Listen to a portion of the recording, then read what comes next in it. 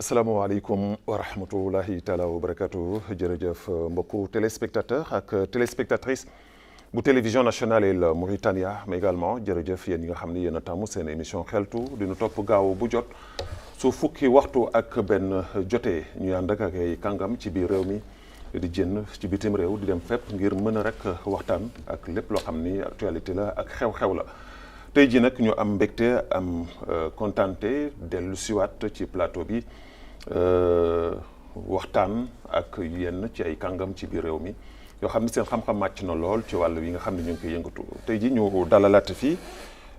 forum médico-social bi nga xam ni ñoom ñoo ngi yëngatu boobaak léegi bi ngi toll ci ay ati at ñu si liggéey bu am solo nekk nag au service des populations mauritaniennes di dugg fu nekk ci biir réew mi di dem fu nekk ngir di wàllu askan wi di leen jàppale ci lépp loo xam ne ñoo ngi koy yëngatu di ci nekk loolu moo tax tey jii ñu dalal fi nag ay xar kanam yu yees yoo xam ni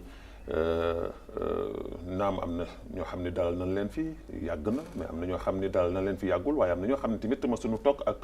Babacar Naam ci plateau bu xeltu tey jii xeltu nekk ci 391e numéro moo waral tax tey jii ñu war a ànd nag ak sunu invité waxtaan ak ñoom ci lépp loo xam ni seen activité la te ñoo ngi koy def mu nekk loo xam ni dafay doon lu am solo ci askanu réewu Mauritanie comme nu leen ko junjee ñu doore nag présentation bi soogam di dugg nag soobu ci waxtaan wi. alors si njëkk damay jox kàddu gi Cheikh Sidati Hamadi ma bàyyi la nga nuyoo ko mbokku téléspectateurs yi ci nuyoo bu gàtt rek après ñu def tour de table soogam di soobu ci waxtaan bi. jërëjëf Babacar di la nuyu bu baax a baax di nuyu ñi fi teew les membres du forum yi nga xam ne ñoo fi toogal forum bi tel que Habsa Kane ak Hawa Ba ak Khalil Mbodj di leen nuyu ñoom tamit di nuyu waa forum bi ñi nga xam ne teewuñu mais ñu ngi suivre émission bi. di nuyu waa réew mi yëpp ñi nga xam ne vraiment ñooy teewoo émission bi surtout ak li nga xam ne mooy forum bi te ñaan yàlla incha allah émission bi jaar yoon comme ni ko bëggee incha allah. très bien Absatou looy nuyu ak mbokku téléspectateurs. Bonjour tout le monde, ça va et Absatou Kane je vous remercie pour votre invitation surtout et je remercie aussi Khalil et les membres du forum. et les gens aussi qui sont là pour nous écouter. Absatou nag émission bi wolof la voilà lu góorgóorlu ci wolof bi bu baax a baax Cheikh Khalil ñoo ngi lay nuyu di la ziar bu baax a baax. d'accord asalaamaaleykum maa ngi nuyu mbooloo mi fi teew. et di nuyu képp ku ñuy seetaan et Babacar Naam di la jaajëfe ci lu ñu indi fii ci plateau bi pour ñu mën a waxtaan ak yow man Khalil Mbodj laa tudd maa ngi ci forum bi man maay président. commission d'organisation et logistique pour nos journées de consultation suñu organisation yi daal ma xool. organisation yi def yi. très bien Awa ñu ngi lay nuyu xanaa di la nuyuwaat parce que avant ngeen di dem Mourgeria yaa fi teewoon ñuy bàyyi la nga nuyu ak mbokku téléspectateurs yi. waaw man Awa Ba maa ngi nuyu ñëpp maa ngi lay nuyu yow bu baax di nuyu membre du forum bi di la kontaan waat ci sa émission bi fekkee waat ko si. voilà alors du ñuy ñëw nag xanaa defaat rappel Cheikh Sidati defaat rappel ci li nga xam ne mooy historique forum bi dem ngeen Mourgeria mais balaa ñuy ñëw ci phase boobu di ñëw ci Mourgeria bi ngeen dem avant loolu yéen ngi xalaatoon njaago finalement am na ay mbir yu ci nekk yooyu yëpp daan ci dellu si mais du ma bëggoon ñu dugg ci historique forum bi ngeen ko créé ak léegi c'est vers les années 2009 boobu ak léegi yéen a ngi ci di dem. alors mën nga nous retracer un tout petit peu lan moo sabab li nga xam ni moom mooy forum médico-social bi nga xam ni taxawal ngeen ko depuis des années maintenant. jërëjëf Babacar ci lu gàtt rek pour ne pas être trop long bañ a guddal wax ci trop forum bi ñu ngi ko sos en 2008 dañ ko sos à Nouadhibou te ki ko sos ki nga xam ne moo njëkk am xalaat bi mu ngi tudd Brahim Wul Jittu nga xam ne moo njëkk am xalaat bi. ñëw ci man ci ñi mu njëkk a contacté la bokk wax ma idée bi ma ànd ak moom ba yàlla dogal forum bi taxaw ma njëkkoon ko jiite d'ailleurs ginnaaw loolu président docteur Fall jiite ko ba léegi ma ko jiite d'ailleurs et de 2008 ba ak à nos jours nag def na ay caravanes yu bare lu bare xew na fi alhamdulilah fépp lañ dem nag ci réew mi boo xoolee dem nañu Trarza yu demee nekk nii dem nañu jëkk dem nañu Garak dem nañu Tal Barke toujours au Trarza dem nañu Mulqura au Trarza dem aussi au Brakna fu mel ne ak Chorguit dem nañ fa tamit ba mujj bi ñu dem au Tagan maintenant dem Nigeria donc grosso modo forum bi daal tere bi léegi ñu ngi ci suñu 12e caravane bon xam na détail yu caravane bi xam naa xale dina gën a ñëw parce que moo yor logistique yu demee noonu moi je suis dans la communication dégg nga donc je vais me limiter à ça pour le moment pour ñu bu ñu duggee ci waxtaan bi gën ko xóotal incha allah. voilà damay des ak yow pour ñu ñëwaat encore ci li nga xam ni moom mooy njëriñu caravane bi am na solo ci li nga wax fi ngeen jaar yëpp mais avant ngeen di dem Nigeria du woon cible bi. da ngeen daf leen dab. parce que bi ñu fi toogee di waxtaan. avant ngeen di préparer caravane bi boobu njaago la woon. njaago am na ay mbir yu ci am ba finalement ngeen mujj ko jël mën naa wax sax duñ ko sore parce que Nigeria su fekkoon ne woon amul ku xam ni ku am présence la foofu. mu mën a récupérer que xëy na caravane bi du ngeen ko def ci période bi mais Dieu merci que def ngeen ko waaye am na ay erreur technique yu ci nekk ak ay mbir yoo xam ne tamit ci seen cadre yi yéen ak ci seen façon doxalin ak ni ngeen toll ci biir réew mi loolu defe naa ni c'est très élémentaire dañu bëri tamit que mere na leen ci wàllu woowu loolu tamit bëgg naa ngeen dellu si wax lan moo indi malentendu boobu ba tax ki nga xam ni mooy seetaan te amoon yaakaar njaago mu mën a comprendre réellement ce qui s'est passé. jërëjëf Babacar loolu yaakaar naa ñàkk xam rek la mais ñi nga xam ñoo topp mbir mi ñun ñi nga xam ne nekk ci mbir mi xam na ne yooyu erreur yooyu ko forum du ko mës a def ndax loo xam ne depuis 2000 yaa ngi koy def mënoo ci am erreur lépp vraiment a été bien calé bien préparé xëy na kay déggu ñàkk déggu am na diggante ki nga xam ne moo ñu war a seet si au niveau de Ndiago muy sunu frère Abdourahmane Sow ak les autorités locales. parce que ñun bu ñuy préparer caravane chaque fois toutes les correspondances lépp li nga xam muy bind muy contact dañ koy préparer jébbal ko nga xam ni mooy suñu waay moo ñu fa toogal moom mu toppatoo digganteem ak autorité yi fa nekk foofu la ñàkk déggoo am kooku donc forum bi il est entièrement indépendant ci biir loolu. mais loolu aussi mais est-ce que contrôle bi. bi ngeen waroon def parce que aussi tamit que dénk Babacar rek parce que am naa confiance ci moom. wala Khalil am nga confiance ci moom bàyyi ko mu dem. sans autant que yéen ci nga xam ne yéen bureau ngeen war a tamit di segg loolu parce que tamit doo jénk Babacar rek ni ko demal bàyyi kat doo la jox benn contrat xam nga loolu bureau caravane du fu xale te ñi koy seq tamit ñi koy def ay magum jëmm la ñu fa tabarakallah. waaw mais nag il faut xale ngeen def bi pare. xaaral ma pare rek du fu xale te ay magum jëmm ñoo ko def ñoo xam ne am nañ ci expérience am ci xarañ te xam lu ñu fu ñuy jaar ak lépp. dégg nga yow mënoo jiital ñëpp pare fakkatal ko. yow boo ñëwee parce que caravane bi ñu koy def dafa am procédure. mais le contrôle n'exclut pas. caravane bi ñu koy def bu ñu def caravane dafa am procédure. c'est-à-dire que forum bi tëb rek day def caravane telle place. mais day am koo xam ne day nekk ci forum bi membre ci forum bi mooy ñaan caravane fi mu dëkk ci goxam ñu jàll ci procédure bind correspondance yëpp yu mu laaj moom mooy laaj lettre diw am na yoo xam ne ñoo koy def ñun mooy mettre li nga xam ne moo dem ci administration muy le ministère de la santé. ak les autorités administratives locales le wali le hakim tout ça ñun ñooy def toutes ces correspondances là am na ñu koy jox am na yoo xam ne ñun ñoo koy téel suñu bopp mooy le côté purement autoritaire c'est-à-dire que le côté administratif le ministre ñoo koy yóbbul suñu lettre le wali ñoo koy yóbbul suñu lettre le hakim ñoo yóbbul suñu lettre mais les autorités locales kooku le concerné parce que moom war a dem gis si c'est le maire il doit aller voir son maire parce que mën nañu dëkk nag sawee nag te tàggoo maire bi kooku mënut a nekk mun na def caravane ci gox maire ba yóbbul c'est impossible mais loolu bu mu amee tamit ça n'a pas été un drame ñun aussi dox nañ ci ba toog ak le maire concerné. mais ça pouvait être un drame. non. parce que si Cheikh. non du nekk parce que lu tax ma wax la loolu mooy bi nu defee plateau bi si lu nu sentir que ni peut-être que ni bu jël mi nga xam ni mooy maire Ndiago yëgul mbir mi. wala jotu ko. yàlla def ci sutura ngeen dox ci wax ci def ci xëy na gisante ngeen waxtaan ak moom. mais mënoon ngeen toog ba la dernière minute que l'émission boobu amul du ngeen ci yëg dara da ngeen di jàpp rek ne mbir mi sotti na. su ngeen demee ba egg foofu nu muy demee. forum bi pour mu leer si bopp nit ñi. forum bi du dem fenn ci gox boo xam ne autorité locale buy coutumière muy administratif municipal joxul autorisation kooku moom c'est le minimum. c'est-à-dire bu ñu demoon ba ñuy suba la ñuy dem caravane. tant qu'on n'a pas le mot du maire on partira pas. kooku moom dafa leer kooku ñëpp ko xam donc côté boobu ñun am ci benn sikki sàkk te loolu bu mu amee tamit on a essayé de corriger de rattraper pour aussi pas pour ñun mais aussi pour notre ami parce que aussi yéen aussi moo doon vraiment defal caravane waa dëkkam mais xëy na nu mu ko jaarale moo xaw sooxe mais on est aussi parti voir le maire ñëw ba këram waxtaan ak moom jéggalu ko avant tout. xam nga bi nga ko jéggalu ba pare ni ko nag vraiment caravane c'était prévu pour Ndiago mais léegi le temps il presse te ñun on est def nañu suñu programme suñu budget lépp maintenant il y a benn commune boo xam ne vraiment ils sont disponibles dañuy dem foofu benn incha allah ñu très bien alors loolu c'est important ñu éclaircir que mais Khalil damay descendre ak yow ci wàllu boobu parce que il faut toujours corriger voilà parce que yu bëre yéen xëy na xam ngeen ko mais am na ñoo xam ne xamuñu ko ñu ngi ci biir forum bi sax ak ñoo xam ne dañuy toog seen biir kër di seetaan xamuñu ko parce que sensibilité yooyu daf ci am solo léegi forum médico-social ay kàngam wax naa ko sànq ci sama présentation ñoo ko géré du ay cuune yéen du ngeen ay cuune man mi leen xam naa du ngeen cuune mais ci acte bi ak affaire bi yi fu cuune moom ngeen def ça il faut le reconnaître parce que ku mel na Bodiel Ould Houmeid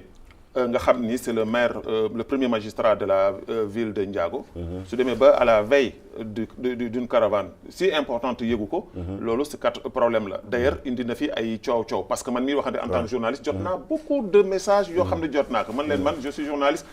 dama leen invité dalal leen mais l'essentiel que ñoom daanu corriger daanu xool lu ñuy def léegi tey jii fi ñu toll fii nii tey jii est-ce que forum bi nga xam ne da ngeen ko sos yàgg na ma yàgg leen dalal te mu nekk forum boo xam ne dara ci politique laa lewu ko mais des fois des intérêts politiques day dugg ci genre yu mel nii est-ce que loolu tamit du ngeen ci bàyyi xel parce que Abdourahmane Sow ku ko xam li nga xam ne mooy Bodiel xam ne tamit que bu xëy na seen camp politique bokkul te yooyu tamit dafay indi ay tiraillement yoo xam ne peut-être que mën na indi lu bari te yàqal leen lu bari aussi ci forum bi d'accord Babacar da nga may ma dugal benn parenthèse ba nga xam ne bii peut-être suñu président bi xëy na daf ko fàtte parce que depuis 2009 c'était pour la première fois qu'il y ait une déviation dans nos activités c'est un cas vraiment bu musul am comme nu mu la ko waxee forum bi boo xoolee je pourrais même dire que ni la plus grande partie sont tous des cadres quelque part et c'est des gens si nga xam ni am nañ yar am nañ teggin xam nañ comment nan la ñuy procéder fu ñu musaan dem 2 mois avant la caravane, il y a ce qu'on appelle visite de prospection, visite des lieux. Mais visite des lieux, qui demande, le demandeur toujours, fin qu'il fait fa la dëkk. Mooy jël benn équipe, man maay diriger équipe boobu, bu ñu ñëwee lu ñu njëkk a def les autorités locaux yi nekk yi foofu ku ci mel ni imam, chef de village, kooku c'est juste ce qui concerne gox bi. Bu ñu ñëwee lu ñu njëkk a laaj. bu ñu jàmm sant ak ñoom ba pare dañ leen ndigal ndax am nañu ndigal ñëw def fi ñaari fan indi fi ay docteur ay sage-femme ay infirmier pour nemmeeku waa dëkk bi ndax may ngeen autorisation boobu ñu ne ñu bismillah may nañ leen autorisation ñu leen kon fas yéene nañ ko def telle date ñu accordé ñu ko mais kooku ki demandé comme ni mu la ko waxee yooyu moo koy chargé mais day ànd ak benn équipe mais vu que depuis Covid bi bu mu ñëwee dañu nekkoon en mode break donc resté nañ très longtemps c'était plus facile de voyager Abdourahmane je ne voudrais même pas prononcer son nom qu'il est ressortissant il était demandeur jox nañ ko courrier yëpp yu concerné côté boobu côté administration yu jëm ci wàllu gouvernement bi kon ñoo koy dox benn lettre tardé wul jox nañ ko lettre yi 2 mois wala bien avant que ça pour mu déposer leen pour ñun c'est un grand responsable c'est quelqu'un qui veut aussi satisfaire son village pour ñun dans nos têtes dox na côté boobu. mais est-ce que confiance boobu. ngeen ko jox boobu te ngeen am bureau waru leen woon aussi tamit que des fois di def ay réunions de synthèse. maa ngi ñëw léegi l'expérience c'est la somme des erreurs. dañuy reconnaître kooku déviation la moo tax man la am nañ benn déviation. depuis 2009 c'était pour la première fois en 2025 ñu soog a am erreur bi. et adduna lépp li ngay def du ñàkk un jour rek. nga am ci erreur nga fakkastalu ci. voilà mais. comme ni mu la ko waxee aussi pour ne pas répéter dem nañ ba daje kilifa gi budul dara même budul sax maire suñu mag la suñu pap la ku am cër la ku am kàddu la waruñu def dara la nga xam ne day créer une frustration entre moom ak ñun wala moom ak les concernés. xam nga soo gisee ma poser question bi dès l'entame de l'émission pour ñu dellu soir si c'est pas pour Bodiel ou Homeid. Bodiel est un grand monsieur. C'est quelqu'un qui sait voilà qui mën na dépasser yu bare. wax na lu ko metti nit la koo xam ne tamit que dafa am daka bañkat la ça veut dire que du nangu yenn yi ñu koy def sans autant que li mu war a li ñu ko war a yëgal loolu xëy na mën na ko pardonner na ko jàll na mais dafa am ñoo xam ne dañoo amoon yaakaar ci caravane boobu xam nga Ndiago c'est mooy village bi gën a peuplé ci village yi nekk ci Trarza bi donc yaakaar boobu nga xam ne population bi amoon nañ ko te ñoom ils sont population bi duñu tellement strict de telle sorte que su fekkee ni loolu am na yéen ngeen am chance su tey ji togaat ci plateau bi ngeen leeral leen que ñoom dana apaiser seen que daanu xam ni du question da ngeen leen doy dal du question da ngeen leen tuuteel wala da ngeen bàyyi balaa dernière minute ngeen rocc ko ci ñoom parce que ñooñu ñoo ngi koy wax si suuf loolu moo tax ma poser question boobu pour mu leer si seen bopp ñoom d'accord léegi après kii dana ko compléter sama xarit léegi bi ñu waxtaan ak moom kilifa gi ñu baalu ko àq bien que ñun loolu l'association deful dara ñun fu ñu waroon jaar yëpp jaar nañ fa mais néanmoins baalu nañ ko àq ci këram mu accueillir ñu vraiment il a été très jovial recevoir ñu très bien bi ñu waxtaanee ak moom il a été très content ñu jéggalu ko baalu ko àq ci loolu dañu yare même boo tooñee des fois sa kilifa bu la tooñee yow yaa koy baalu àq baal nañu jéggal nañ ñu xamal ko on est toujours prêt pour organiser ko caravane à Ndiago heure bu ñu paree ñoom ñun pare nañ caravane Ndiago incha allah dañ koy defal suñu yéen te dina àgg. alors mën na la expliquer loolu moo am solo daanu ñëwaat ci président du ñuy ñëw ci Absatou bokkoon nga ci ñi nga xam ni demoon nañ ci caravane bi j'espère que mën nga nu dellu si tuuti ci li nga xam ni moom mooy caravane bi ngeen xam ni foofu lay sooboo sa dugg ci caravane Modjeria bi nan ngeen ko dundee comment ça s'est passé seen caravane bi nga xam def ngeen ko fële ci Modjeria. Oui, bon, pour caravane bi, je peux dire que ça s'est bien passé. Hein. Même si, si nous avons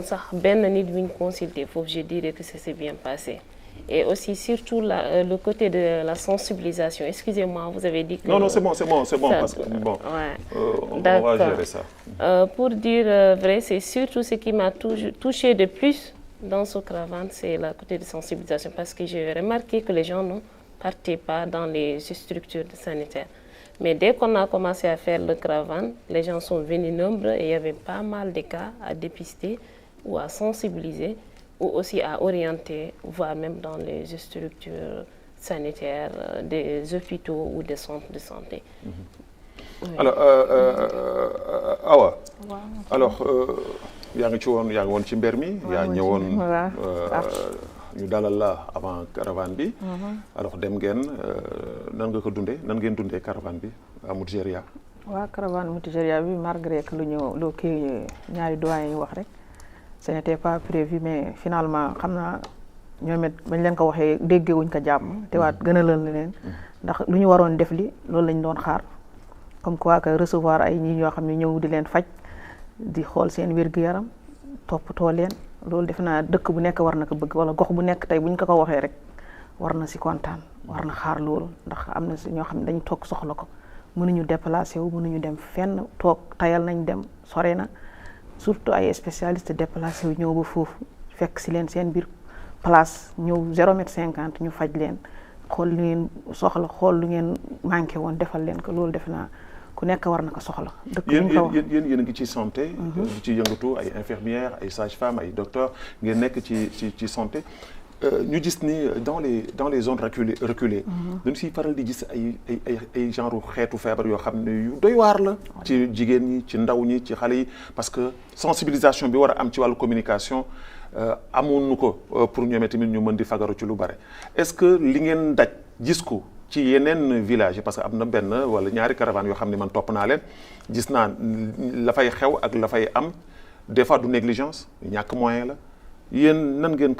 ko dundee wala gis leen ci ay cas yoo xam ne cas yu garaaw la gis nañ si ay cas yoo xam ne ay cas yu garaaw yoo xam ne ñoo xam ne dañuy toog sax yëgu ci woon dara ndax am na benn cas bu ñu fa détecté sax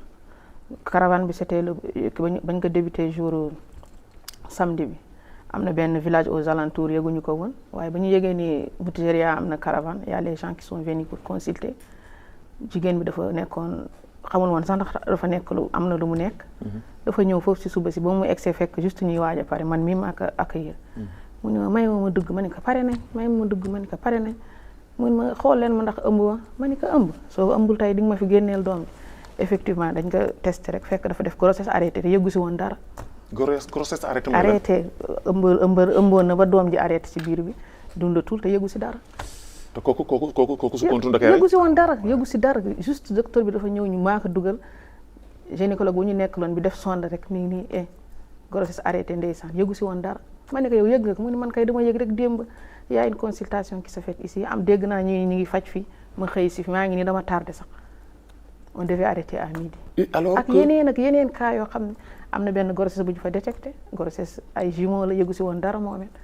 ñu ngi toog rek ñu ëmb na xamul sax lu mu ëmb ay cas yoo xam ne dañ koy soxla yoo xam ne dañ koy soxla ndax dafa sore c'est des coins yoo xam ne dañ leen xaw fàtte wala waat fekk moyen bi egsiwul foofu spécialistes yi egsiwuñ fa moyens yi egsiwuñ fa ba nga xam ne ba ñu mën jox à l'accès de la population pour tous les soins qu'ils ont besoin donc caravane yi de saa tamit daf siy baax foofu. mais day am mais président loolu damay parce que man xam naa ni les zones reculées là lu nekk da nga koy gis. mais est-ce que loolu du ma dëggal keroog bi ma leen dalalee ñoom avant. ma leen di wax ni leen forum bi nekk na forum boo xam ne tey jii egg na ci benn dimension boo xam ni waratul nekk sax dimension nationale kese mais dimension internationale la war a nekk. ci tool la ak ñi ko gérer. parce que man foofu laay accentuer wu à chaque fois xam nga nit mën nga organiser dara téye ko mais ñi ko téye ñi nekk ñoo xam ne sax seen xabaar ma yaasar. mais am na ñoo xam ni suñu ko téye rek yaakaar la ku dégg Cheikh Sidaati ku dégg Khalil Mbodj ku dégg docteur Kane ak docteur Ba day jàpp ni tout simplement que ni ñii kat ay nit ñu rëy lañu moo tax ma waxoon keroog bi ma leen dalalee est-ce que tey jii tolluwul caravane bi tey jii ngeen koy def c'est coûteux mais war ngeen mën a am ay appui ci gouvernement bi ci biti yu leen di mën a permettre ngeen koy def même sur les 2 fois dans l'année parce que genre situation yi bari na ci dëkk bi te vraiment dafa doy waar daal te duñ koy soxla. jërëjëf Babacar encore une fois li nga wax lu dëggu la que forum bi ñu ko téye ay nit tabarakallah ñoo xam ñu am xam-xam de haut cadre ñoo ko téye moo tax mu nekk fi ba léegi mais boo xoolee forum bi depuis 2008 daaw la dogoy am récépissé donc sur le plan des partenaires internationaux c'est un peu compliqué. ok nga mën ko am. donc ren jii lañu mën a wax ni la ñu mën a am une ouverture sur le plan international pour am des partenaires. Okay. Et aussi état bi bien que nous on vient en appui vraiment à l'état parce que ñun dañuy complément rek lañu ci état bi mais boo demee ci yenn gox yi da nga xam ne vraiment mbiru santé bi sooxee na les gens en ont besoin parce que boo programmé par exemple le cas de Mougéria on avait prévu dans nos prévisions dañu prévoiroon consulter 1500 personnes mais finalement ak nit ñi nu ñu ñëwee. Deuxième jour bi on est arrivé à 1932 personnes te bi ñuy ñibbi sax les gens voulaient se consulter te parewuñu te wax dëgg yàlla da ngay dem ba yow sa xol dafay tooy c'est vrai que c'est difficile c'est très dur il fait chaud c'est des sacrifices parce que et puis boo xoolee ba ci biir caravane yëpp ngay gis nii de 2008 à nos jours on coûtait ak bu mujjëre bi 20,500,000 ouguiya xam nga loolu du lu ndaw te si poche les membres du forum la. te benn soutien jógewul fenn. soutien yi dafa néew ba nga xam ne du loo xam da nga koy mettre en valeur parce que du lu ñu gën a soxla benn nit moo ñu accompagné depuis lors mooy l'homme d'affaires Abbas Boukhourbal. donc quand je parle de soutien gars je ne parle même pas des hommes des gens parce que ki si def rek boppam nga ko defal. mais su ma waxee soutien ça veut dire que je parle de l'État. xëy na état bi ba léegi ñun on n'a pas soutenu l'État d'ailleurs nous allons entamer une procédure très rapidement pour vraiment avoir le statut d'organisation d'utilité publique parce que aussi c'est un droit la ñu ko war a am parce que loo xam ne vraiment da nga koy defal population yi chaque année doo koy def et puis loo xam ne c'est visible da nga koy gis léegi ñun su état wala la ñuy engagé incha allah ak le ministère que déposer na suy dossier pour mën a am vraiment le statut d'organisation d'utilité publique nga xam ne chaque année dañu am benn subvention boo xam ne boobaa maintenant suñu yéene gën a yaatu parce que caravane yi les médecins sont là bénévoles la logistique est là le période d'appui est là mais les moyens posent problème. alors vu résultats yi nga xam ne def ngeen ko yoo xam ne ku teg loxo da nga koy daj parce que fii moom plateau xeltu la ko fi su ngeen fi deful woon dara moom tey jii da ngeen koy dégg mais yéen a ngi def ay résultats yoo xam ne ñëpp teg nañ seen bët parce que depuis très longtemps maa ngi leen di suivre te ànd naa ak yéen ci caravane mais est-ce que tey jii fu mu toll fii nii avec la vision du gouvernement avec la vision du président de la République ak même la politique du premier ministre bi nga xam ne tey jii c'est quelqu'un ak loo ko mënti waxal da ngay nangu ni c'est un homme boo xam ni day ubbeeku ci recevoir n'importe qui képp koo xam ne mi ngi ci yenn yi di ci dox pour l'intérêt du pays mi ngi ciy dox est-ce que jotul tey jii vous allez vous organiser tëju ci biir nekk waxoon naa fi keroog ngeen essayer tey jii rencontrer ko waxtaan ak moom parce que il est sensible ci yenn yi su ko defee moom dana am appui xëy na bu mu leen jox dimbali leen ci ba su ëllëgee ngeen mën a voler. man ci loolu je crois que état bi dara ëmp ko parce que état am na les moyens d'information yoo xam ne ñun amuñu ko parce que bu ñu demee mu gérer par exemple c'est le wali qui moom moo ñu recevoir le hakam était avec nous. mais audience du ñoom ñoo koy wut yéen a koy wut. non pour vous dire que état bi dara ëmp ko ci li ñu def. ci li nga xam ne lu palpable. ci appui bi ñu indil vraiment la couverture maladie universelle. ñu ngi koy def lu ñu mën. léegi maintenant pour les audiences dama ne la léegi dafa am état bu ñu war a song. mooy lan mooy le rapport qu'on va vous remettre bien sûr le rapport même déjà est transmis de la caravane est transmis au ministère de la santé dina gis li ci nekk yëpp. ensuite on va faire une correspondance officielle boo xam ne demander vraiment à rencontre des autorités parce que aussi jot wax dëgg yàlla que autorités yi gestu ñu xool vraiment forum bi lu muy def def seen loxo ñu am le statut parce que si on a le statut. parce que 2008 ak léegi près de 20 ans. bientôt 18 ans bu ñu amee statut d'autorité publique bi ñu ko amee mais jeex na on a une subvention annuelle boo xam ne ñun on peut faire chaque 6 mois on peut faire une caravane. parce que aussi nit ñi dañ ko soxla. dañu waxante dëgg. parce que da ngay dem foo xam ne koo xam ne mosul gis médecin dans sa vie. nit ñi dañuy rang fajar parce que man Mujéria bi man 6h30 la daan monter pour faire l'enregistrement des patients mais nit ñi dañuy fanaan foofu pour am ticket. oui parce que xamuñu lu sax luy médecin. dégg nga xam nga loolu aussi il faut que vraiment que population yi aussi jàppale ñu aussi. parce que c'est vrai que nous on peut se déplacer et venir tout ça mais parfois les gens ne comprennent même pas ce qu'on fait parfois dañu naan ana may ko jàngu nii bëgguñu ma faj alors que on a un problème de rush il y a tellement de monde que yow mën a faj ñëpp mënoo dugal ñëpp dégg nga mais loolu yëpp il faut que nit ñi aussi comprendre que ñii c'est des ay doomu réew mi la ñu c'est des volontaires kenn fayu leen kenn neexalu leen mais ñoo ko defal seen bopp ñëw indi seen garab indi seen xam-xam dégg nga donc il faut que aussi ñu jàppale ñu aussi gërëm aussi vraiment franchement parler en tout cas aussi de remercier le maire de Mujéria qui a saisi l'occasion vraiment pour que ñu def caravane bi chez lui def na lu mu mën wax dëgg yàlla ba caravane yi am ñu mën ko def foofu ensuite remercier aussi bien sûr les autorités locales telles que le hakam de Mujéria boo xam ne vraiment teew na ci caravane bi jëmmal ko wane ni vraiment administration teew na fi ensuite toutes les autorités nga xam ñi nekk foofu franchement parler di leen gërëm di leen sant bu baax a baax aussi gërëm aussi population yi aussi parce que pour ñoom la aussi fekkoon bëgguñu ko woon kon duñ fa dem. Très bien alors revenir un tout petit peu Absatou ci caravane bi nga xam ne def ngeen ko Mujéria yéen a ngi waajal beneen caravane incha allah Garak ngeen jëm mais ci loolu moom question boobu def naa ni président laa koy posé wala Khalil dinaa ci dellu si mais dama la bëggoon laaj yow tey jii ci caravane yi nga participé yëpp. de 2008 non à cette année 2025 ban caravane moo la ci gën a marqué. ban caravane moo ma ci gën a marqué. ci yi nga assisté yëpp ci sensibilisation ci mobilisation ci effort bi ngeen def yéen ci seen réalisation. Je peux parler du caravane de Mujéria qui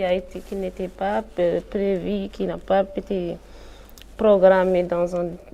très grande durée, qui est programmé dans une courte durée, mais quand même qu'on a réussi à sensibiliser, à dépister et ça s'est bien passé et il n'y a pas eu mal des imprévus, mais quand même. Comme il l'a dit, oui. 1900 et quelques consultations. Pour vous, c'est l'objectif est atteint? Largement. Oui, on peut dire ça. Mais quand même, on pourrait faire plus. Je pense que dans des zones comme Mujéria, on pouvait consulter plus. Il y avait combien de spécialités? il y avait beaucoup de spécialités, hein, je peux dire. Il y avait des dentistes, des urologues et pédiatres et des généralistes aussi, surtout. Et il y avait beaucoup plus de généralistes surtout. Alors, Awa, tey jii si wàllu jigéen ñi foofu laa bëgg ñu dugg fa est-ce que jotul aussi tamit tey jii ci caravane yi nga xam ne yéen ngi dem parce que en général su ngeen di dem week-end bi presque ngeen dem 2 jours 3 maximum 3e jour bi sax xëy na si ngeen di ñibbisi est-ce que jotul tey jii ngeen organiser wu ko surtout yéen ñi nga xam ne jigéen parce que seen ay morom jigéen ngeen fay fekk léegi président wax na ko soo diggee ci yenn dëkk yi ba sunu dëkk wàllu yi soo fa demee da ngay gis ay jigéen yoo xam ni xamuñu luy sage-femme xamuñu luy infirmière yëfu mag yu njëkk yàlla nuy dund ba léegi et loolu tey jii war nañ ko dépasser au 21e siècle est-ce que jotul tey jii si seen organisation yéen seen wàllu bopp même su góor ñi di dem parce que xëy na duñ fa mën a toog loolu lépp mais yéen ngeen am benn encadrement boo xam da ngeen di toog pour jàppale jigéen ñi yokkale yeneen ñaari fan yoo xam ni peut-être que daa ngeen leen xool parce que des fois soo koy wax sax sa xool day metti pourquoi parce que dëkk bu mel na Mauritanie ci population bi bariwaay boobu mais tey ji suñu demee ba lay waxti la am na yenn xeetu feebar yoo xam ne day dal jigéen ñi mi ngi ak ñoom te rus nga ko sax tay jii di ko yëkkati ci kàddu ñëpp di ko dégg te li leen di indil loolu ñoom itam jigéen ñi mooy kerso rus te est-ce que jigéen tamit war na rus moromu jigéenam. waaw jigéen moom waru rus moromu jigéenam surtout en tant que sage-femme bu ñu la waxee kii docteur la boo gisee sa moromu jigéen buy dem si mbedd mënoo ko tab naan ko kaay di nga di waaye buñ la waxee buñ la xasee ba ñu la kii docteur la moom moo am droit si yow kon boo duggee si moom wala boo ñëwee di ko wax waroo am benn kerso da nga ko war a wax yépp loo xam ne lu la jot wala loo sentir sa yaram ndax moo ñëw moom moo mën accès si yow comme quoi ko xool la dugg ba sa biir yaram xool lu sa yaram am wala loo xam ne da nga ko jàmbatoon mu ñëw xoolal la ko wala mu dëggal la ni la waaw lii la wala leneen la si caravane yi jigéen ñi buñ leen dajalee dañ yëpp lañ siy def dañ leen di sensibiliser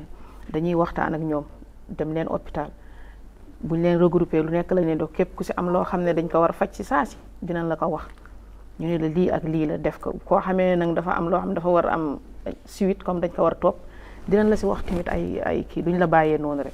duñ la wax rek léegi rek lii ak lii déedéet dañ lay jox loo xam ne c'est immédiat ñu ne la lii la ak lii loo xam ne tamit dafa war a continuer ñu ne la bu passé foofu gox bi day am place day am centre wala am hôpital wala am poste ñu la nga dellu si fi nga fekk fi spécialité sage-femme nga fa comme caravane passé am na ay kii yu jigéen yu bari ñu orienté ñoo ngi dem jox nañ leen ay traitement jox nañ leen ñu soxla jox nañ leen ay garab waaye résultat bi am na sage-femme bu ñu leen ko dénk ndax moo nekk si dëkk bi mooy des ak ñoom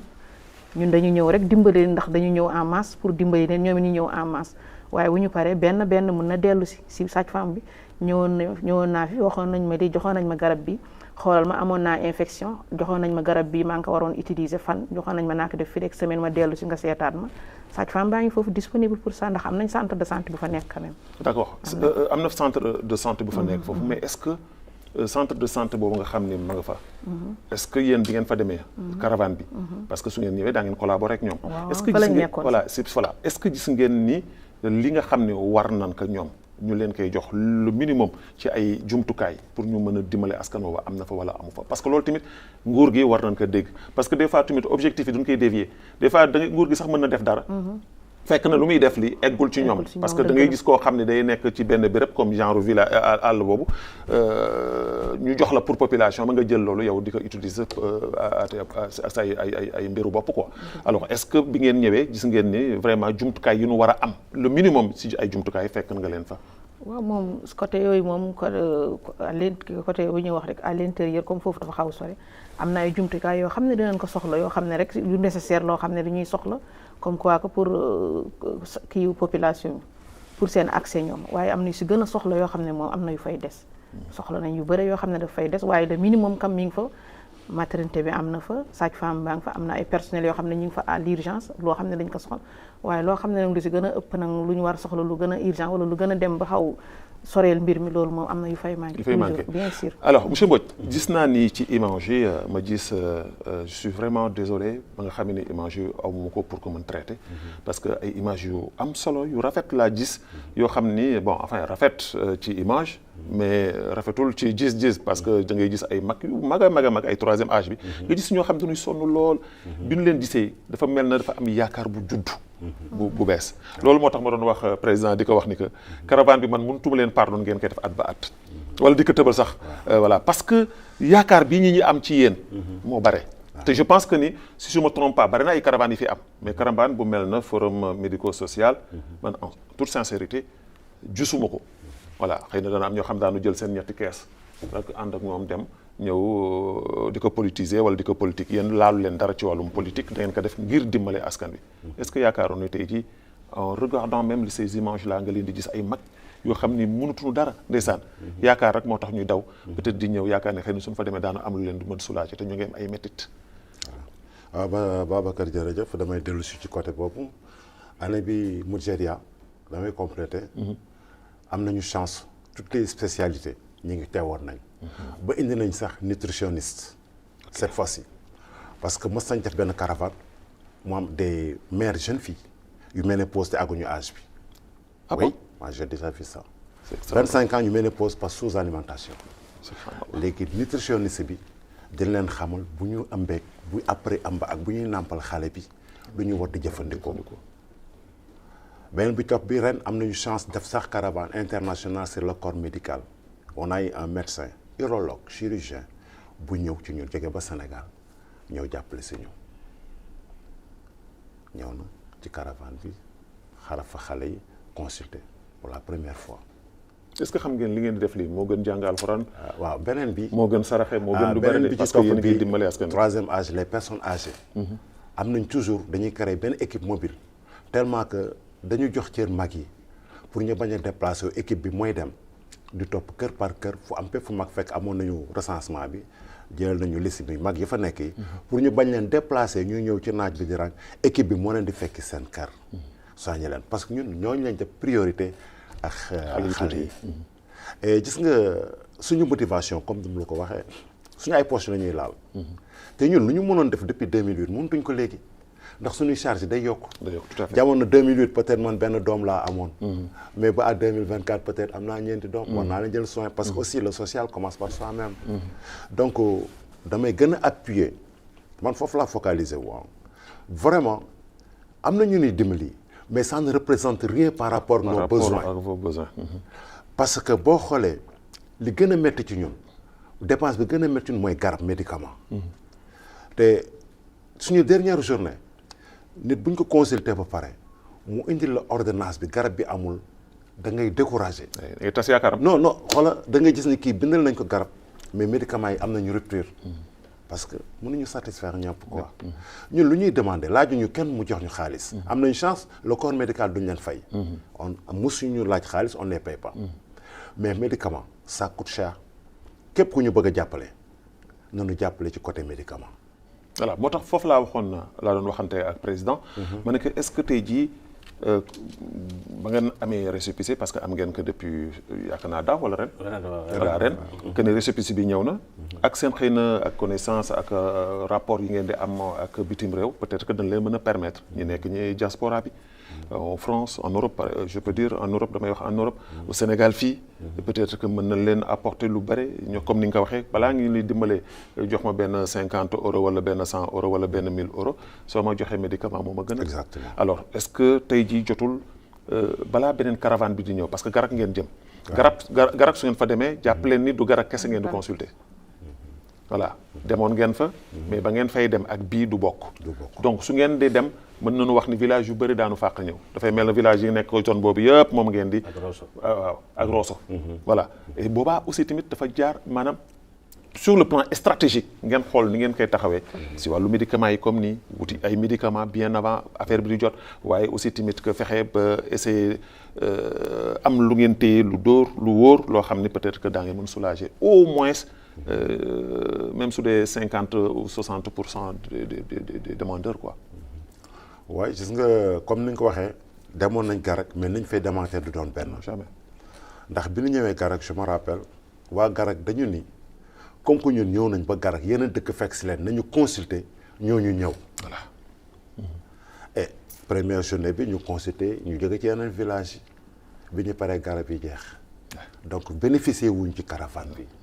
et bu ñu fa yàlla yóbbu incha allah cette fois-ci dinañ jël ay dispositions yi nga xam ni dinañ satisfaire waa Garak yëpp ak yenn village yi nekk aux environs parce que ñun suñu caravane bi du question dëkk bi ñu dem la mais sur un rayon de 20 kilomètres dañ leen di sóoraale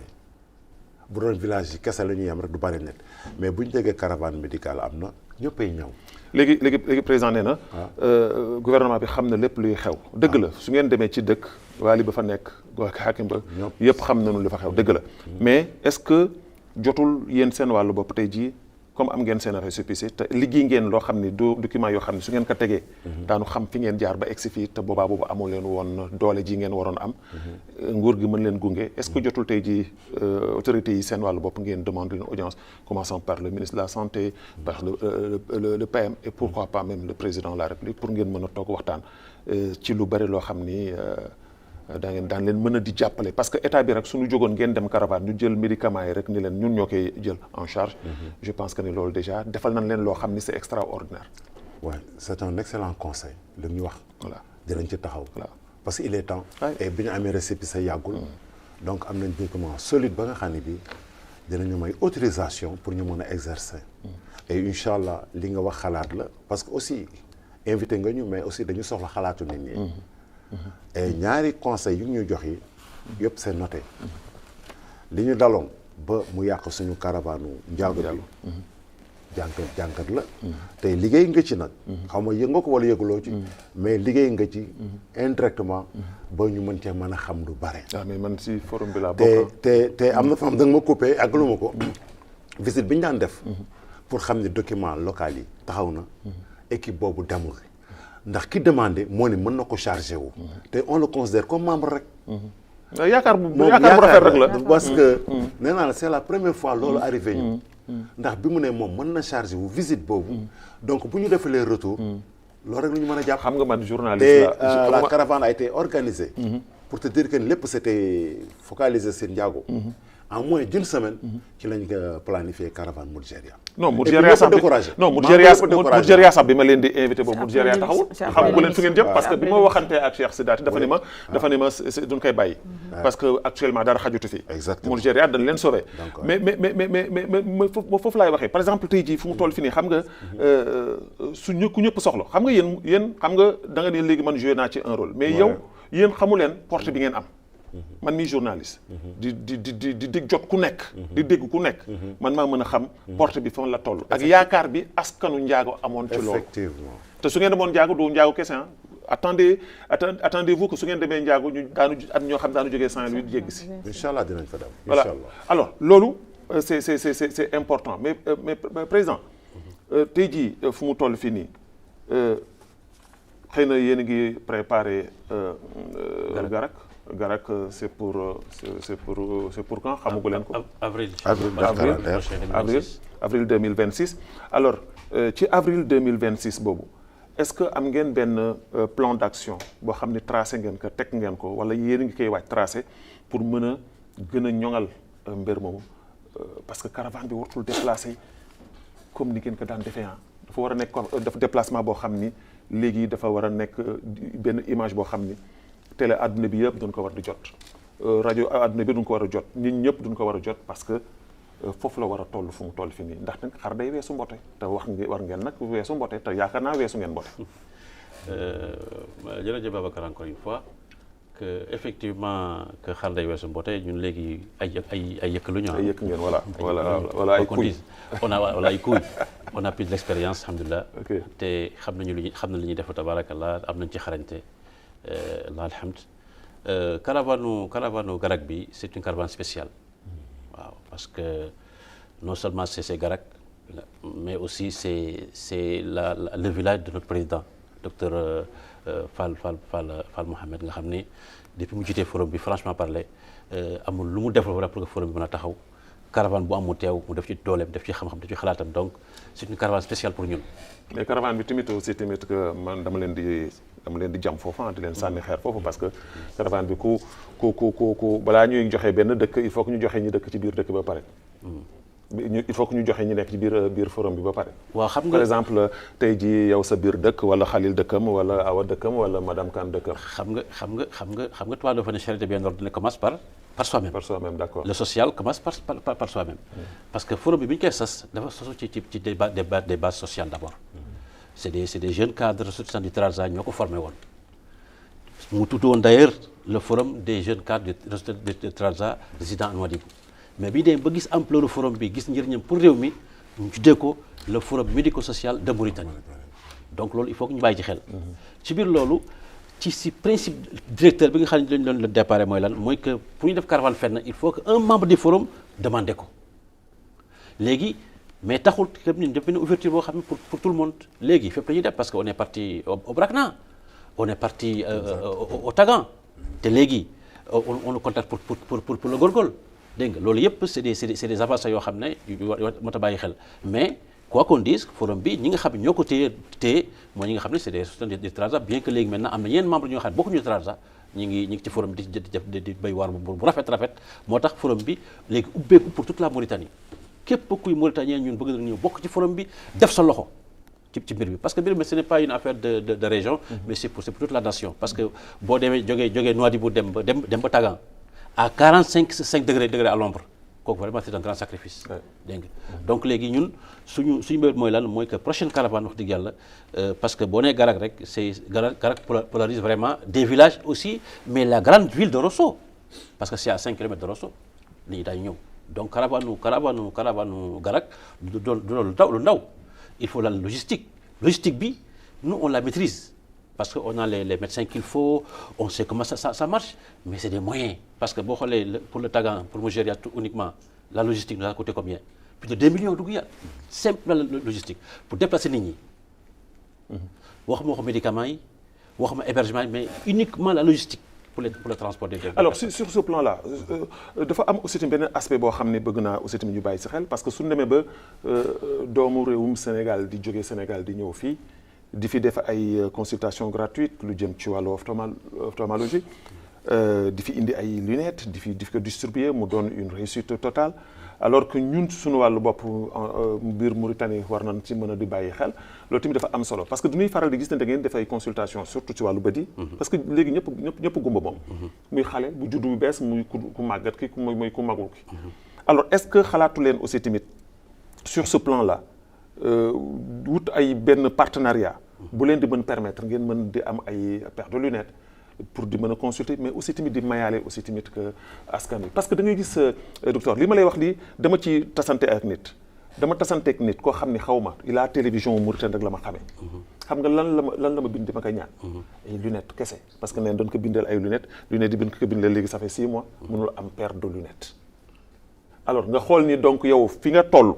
nga mën a jëndal sa bopp benn paire lunette bu jar 15000 am na koo xam ne ma nga fële. amul sax juróomi téeméer yu mu. loolu effectivement si nga côté boobu ñun da bàyyi nañ ci xel parce que on a déjà fait parce que am na caravane boo xam ne vraiment on avait eu des lunettes avec nos partenaires français à l'époque indi ay lunettes tout ça distribué ko mais le période de Covid bi daf ñu xawoon sooxee tuuti. on était un peu bloqué. Ensuite le récépissé aussi nous avait bloqué aussi mais léegi dina am na récépissé. Je crois que les partenaires vont venir parce que on a lancé un appel pour que partenaires yi ñëw parce que aussi am na loo xam ne c'est le matériel tel que les lunettes les chaises roulantes tout ça kooku partenaires ñoo ko mën a indi. mais am nañu yaakaar vraiment que à part de caravane bi incha allah caravane bi nga xam def nañu ko am Algérie ak vraiment la communication qui est tout autour. ak yow sa apport yow surtout. parce que vraiment rôle bi ñu ci joué c'est extrêmement important pour que partenaires yi nationaux d'abord parce que doomu réew mi kese bu ñu defee seen loxo rek. affaire bi sotti parce que c'est pas aussi parce que aussi nous caravane wala Mougéria nous a coûté 5 millions d'ouguiya. C'est quoi 5 millions d'ouguiya pour tout un pays. C'est minable même. C'est minable. Alors que la caravane on pouvait mobiliser plus de 10 millions. Parce que les gens en ont besoin. Et puis te li nga xam ne moo gën a et aussi pour la prochaine fois aussi tamit qu'il faut vraiment faire des tapages ngeen dem seeti les hommes d'affaires. parce que ñoo ngi fii ñu bëri ñoo ngi fii yoo xam ne ci social lu ñuy dund. su ngeen leen tapé peut-être que lii ngay wax ni tey jii 5 millions c'est man pour man damay wax c'est 10 fois 0. C'est rien du tout. Voilà parce que tey jii mënoon nañ wax ni forum bi yóbbu na 100 millions. loolu mën na nekk c'est bien possible te su ngeen tapé les hommes d'affaires vous allez trouver. Parce que peut-être ñun ce qu'on peut faire à notre niveau mooy lan mooy une première chose. Nous on va chercher vraiment à avoir vraiment la reconnaissance d'organisation d'utilité publique. kooku bu ñu ko amee rek soxlawuñu kenn. parce que y a une subvention légale. légitime boo xam daañu mën a am annuellement te kooku mën na couvrir toutes les caravanes qu'on pourra faire. Ouais. Ça c'est un. Deuxièmement hommes d'affaires yi les sociétés nous on fait des correspondances. Voilà. Mais boo defee correspondance y a pas de retour. yow mënoo ci dara.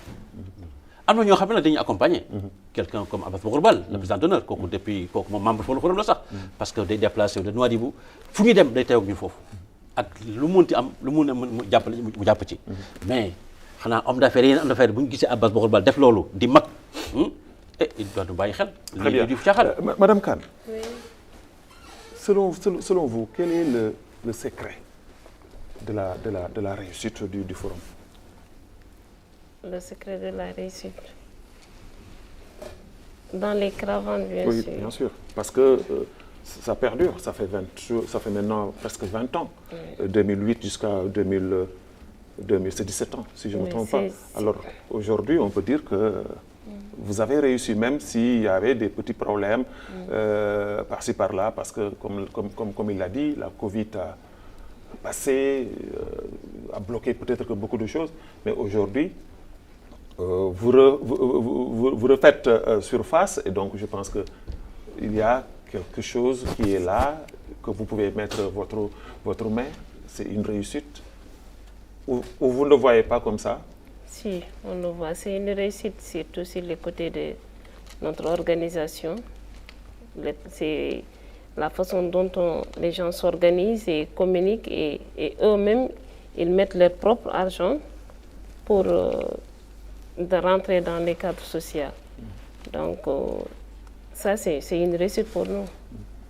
Alors, il a dit 5 millions. Vous avez dépensé 5 millions à Modjeria. Oui. C'est peu? Oui, c'est peu. Qu'est-ce qu'il faut faire pour sortir de ce lot? C'est toujours, on peut, comme vous avez dit, on peut inviter les gens, les hommes d'affaires. On peut inviter aussi l'État à contribuer sur ça parce que ce qu'on fait dans le cadre social. Et créer aussi un partenariat durable oui. Au niveau national comme au niveau international. Parce qu'il y a des sociétés où que vous pouvez au moins inviter à participer, à vous accompagner oui, dans cette noble mission. Oui, surtout ça. Et encourager les gens aussi à venir, les gens qui sont là pour dans le cadre social. Dans ce cas, docteur Mbodj foofu laay ñëw sax parce que est-ce que tey jii duñu war a yem rek ci forum bi membres yi du ngeen ko ubbi ngeen ko pour que képp koo xam ne am nga xalaat ak xelu pour que mën bokk ci ñu bokk ci aussi parce que c'est important. C'est une question vraiment bu ma soxla woon. Nous avons toujours dit que ni forum amul buntu. C'est une maison sans porte. Ok. Forum amul buntu. xayma la daal. xayma la. fu la neex bépp doomu aadama. Que ça soit tu es dans le corps médical, tu es un homme d'affaires, tu es quelqu'un qui veut nous soutenir, nous aider physiquement, moralement, xalaat, moyen, sa présence ñëwal amul porte. Le forum loolu depuis ñu créé que dañu fi ji nga tey ji ku bokk tey ak ki da ñëw depuis 2008 yenn bokk gis ci forum bi. Donc message ba nga xam ne bi souvent émission yi mu daan defee dama ko ciy passé ñun suñu forum amul buntu xayma la képp ku sentir boppam dafa jóg pour nous aider juste pour la bonne cause bismillah na ñëw laaju ñu la dara ñëwal ak sa xel sa xalaat quoi ñëwal ak sa présence ak sa moyen même benn paquet paracétamol boo ñu ko indilee doon jël nañ ko ma ñëw ci lunettes yi si dañuy joxe lunettes man j'ai reçu la fois passée 100 paires de lunettes venant de la France ka nga xam ne ki vraiment dama toog ba un jour mun ma man nan laa leen mën a jàppale man ko lu ñu mën a jàppale lunette parce que lunette dafa cher te lunette yi bu ñu paree fi ñu ko doon defee le restant fa lañ koy bàyyi. ok wala même suñ ko indee. bi yeneen organisation yuy def yi. caravane dañ leen koy may. ñu yóbbu ko souvent ñun médicament c'est am na médicament xam dañ koy dese.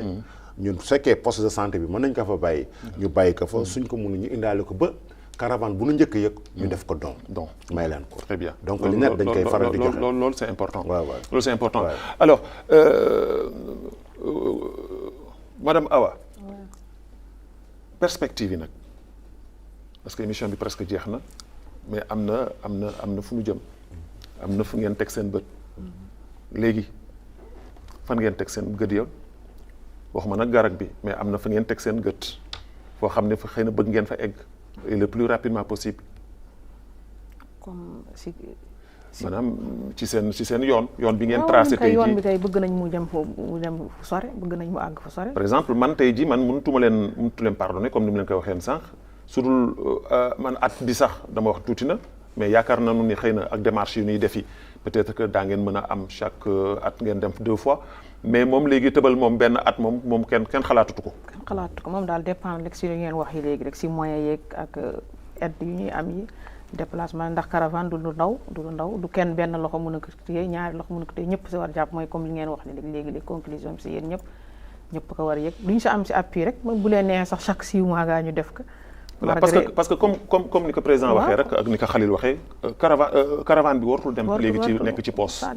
wartul si nekk rek Khalil day jël benn téeméeri junne joxe que docteur joxe 200 000 président joxe 500 000 wartul nekk ci loolu dafa war a nekk tey jii loo xam ne tey jii budget la boo xam ni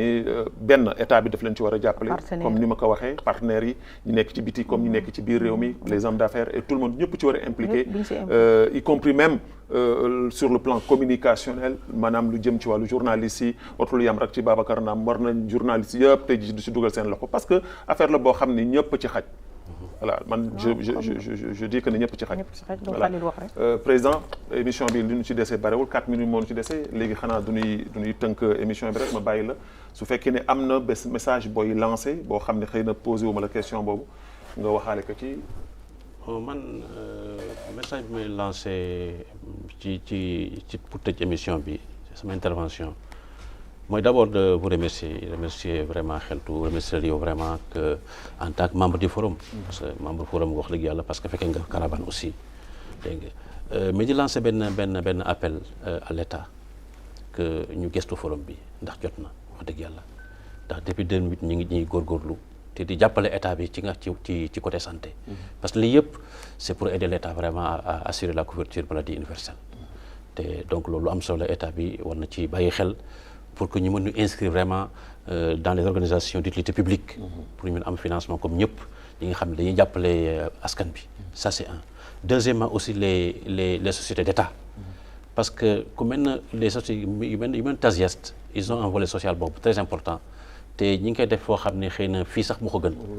ñu bàyyi ci xel vraiment ñu jëm ñu jàppale ñu mel ne Moritel ñu mel ne la SMCP de grandes structures d'état yoo xam ne vraiment ils ont un côté social boo xam ne war nañ ci bàyyi xel pour jàppale forum bi pour que forum bu defay correspondance ñu mën ko répondre que participer ci loolu vraiment bu ñu ko amee rek ñun on n'a pas de problème et troisième chose mooy que vraiment lancer aussi appel à tout le reste du corps médical bi nga xam ne ils ne sont pas impliqués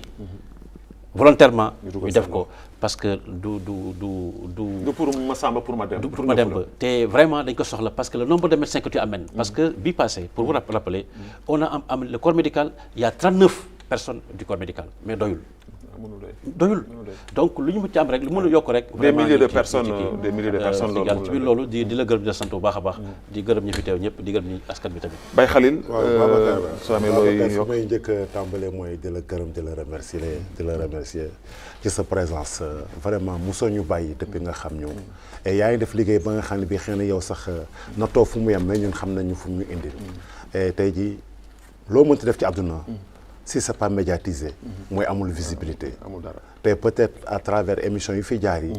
et peut-être du ñàkk kenn ni ñii dañu jaara dimbali lañ te loolu bu amee c'est grâce à toi donc ñoo ngi lay ñaanal yàlla di la remercier et aussi encore di insister ci beneen plan xamal waa Ndiago danañ fa def caravane incha allah bien que ñun defuñu benn erreur mais on le considère comme une erreur dinañu ñëw après Garak